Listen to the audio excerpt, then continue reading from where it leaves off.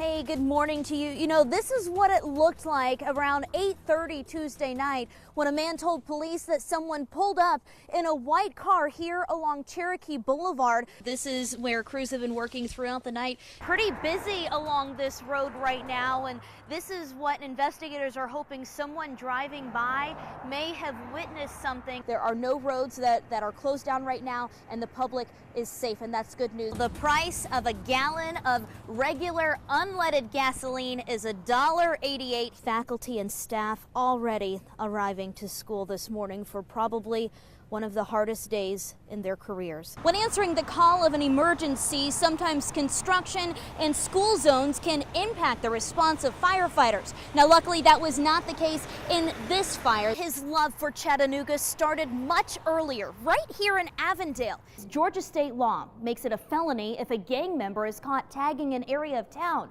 whereas if I was caught doing the same thing, I'd be charged with a misdemeanor. The lack of fire hydrants in the area made it tough to do their jobs. In fact, the nearest one 3,000 feet away. The damage here in the Fairfield community is widespread, but this area is what took the brunt of the hit. Take a look at this. The roof of this building here completely peeled back by winds reaching 135 miles per hour. Bricks and debris just scattered all throughout the lawn and the stairs here. Even the church's steeple lies on top of these bushes. Right now, every single building that we have has been damaged to the point where we cannot occupy them. It seems like we were a direct hit. Bible hymns and children's laughter typically fill these buildings at Fairview Baptist Church and Christian Academy. But Thursday, they sat empty. The morning sun fills the place where the walls and shingles were. Utility trucks, chainsaws, and a determined community get to work. Almost every home in this area suffered some kind of damage in Tuesday's EF2 tornado. I mean, it was 30 seconds. It sounded like a train coming through, and the house shook, and it was over. Greg Wiseman's home was one of dozens damaged in the tornado's path that stretches nearly 11.5 miles long. The very top of it on the back corner back there, and they're going to take care of that today and get that off. But they say it didn't damage the house, so that's a blessing. They hauled away what's left of massive trees that used to tower over Wiseman's property. The trees are gone. So are that church and school up the street, a part of his home too. It's heartbreaking, especially the church and the school, because I put almost 25 years of my life there. So it's very heartbreaking to see that like that. Pastor Jack Scallions knows it's hard, but without faith, it would be impossible.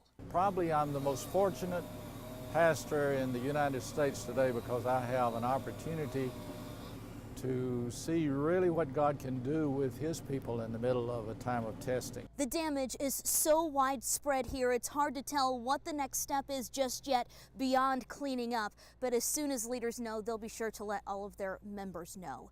Reporting out of McMinn County, I'm Michelle Herron, Channel 3 Eyewitness News. The brisk air made it feel like a typical November morning. But for students at Woodmore Elementary, it was anything but.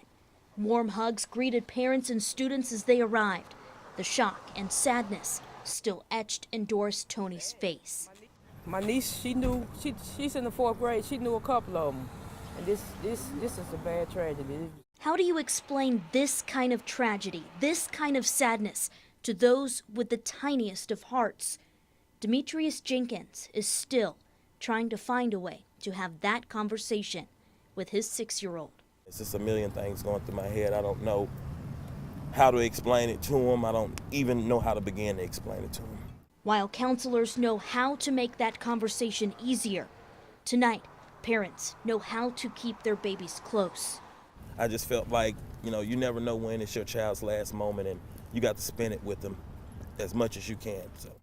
Tell your sisters, tell your brothers, tell your mothers, tell everybody that you love them, because tomorrow is not promised.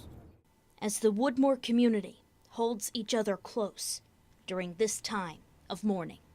Dr. Kelly says that those counselors will be inside of these schools for as long as the students and faculty need it. Reporting outside of Woodmore Elementary, I'm Michelle Herron, Channel 3 Eyewitness News.